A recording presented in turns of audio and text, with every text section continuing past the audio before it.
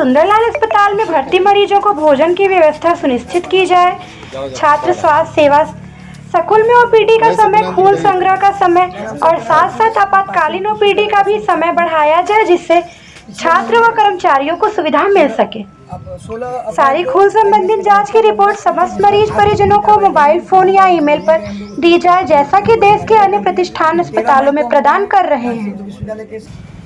पिछले महीने 15 अप्रैल को हम लोगों ने काशी हिंदू विश्वविद्यालय के सुंदरलाल चिकित्सालय मेडिकल साइंस के डायरेक्टर महोदय को 7 सूत्रीय डिमांड सौंपी थी, जिसपे उन्होंने आज तक कोई कार्रवाई नहीं की और ना ही कोई जवाब दे पा रहे हैं। जब उनसे बात करने आते तो गोल गोल बातें करके बगलाने का काम करते हैं। फिर 13 मई को, इसी महीने की 13 मई को हम लोगों ने सुंदरलाल चिकित्सालय के चिकित्सा अधीक्षक प्रोफेसर के गुप्ता सर के पास गए, उनसे बातचीत की, विषयों पर लेकर 7 सूत्रीय डिमांड उनको भी सौंपी। उसका घेराव करने के बाद उस पर उन्होंने 1 हफ्ते का समय मांगा था, लेकिन 1 हफ्ते का समय कल पूरा हो गया और कोई उस पर अभी तक हम लोगों को जवाब अब बात करने गए तो केवल इधर उधर की बातें कर रहे हैं, कोई ठोस जवाब नहीं दे रहा है। इसलिए आज हम सब ने प्रेस कॉन्फ्रेंस रखा है कि मीडिया के माध्यम से हम लोग जो अपनी डिमांड है 17 सूत्रीय मांगों को लेकर आए हैं कि अभी इन डिमांड्स को जल्द से जल्द विश्वविद्यालय पूरा नहीं करता। हम लोग सारी डिमांड जैसे एक्सरे, ICU या जो भी समस्याएँ लिखी हुई हैं, तो इस पर अगर जल्द से जल्द विश्वविद्यालय समाधान क्यों नहीं बढ़ता है और जल्द से जल्द ठोस कार्रवाई नहीं करता है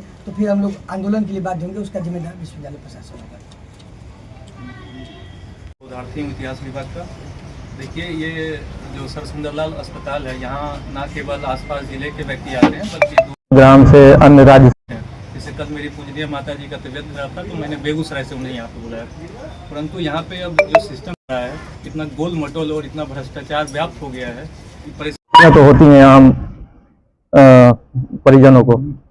तो इसके लिए हम लोगों ने कुछ अपनी मांगों को रखा था, जो के गुप्ता सर ने बोला था कि 1 सप्ताह के अंदर उस पर निवारण किया जाएगा उसका, परंतु आज तक लगभग अब 10 दिन होने वाला है।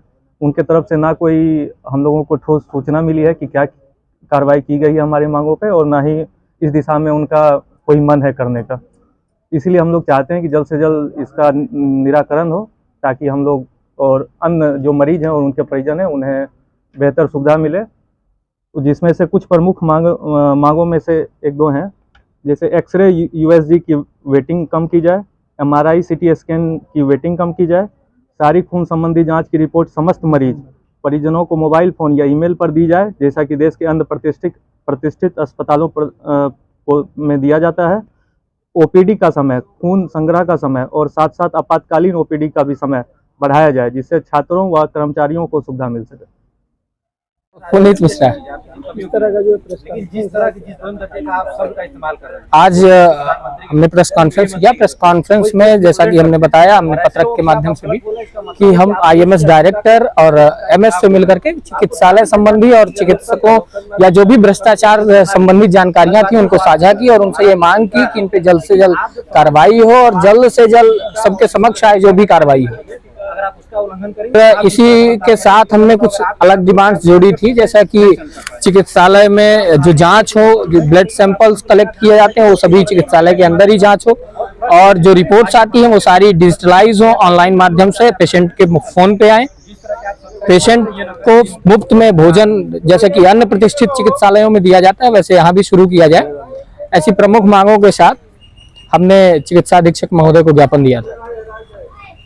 अगर आपकी मांग नहीं मानी जाती है तो आपके माध्यम से हम सभी इस बात को फिर से दोहरा रहे हैं कि एक बड़े आंदोलन को हम बाध्य होंगे और उसकी पूर्ण जिम्मेदारी चिकित्सालय प्रशासन की होगी, विश्वविद्यालय प्रशासन की होगी।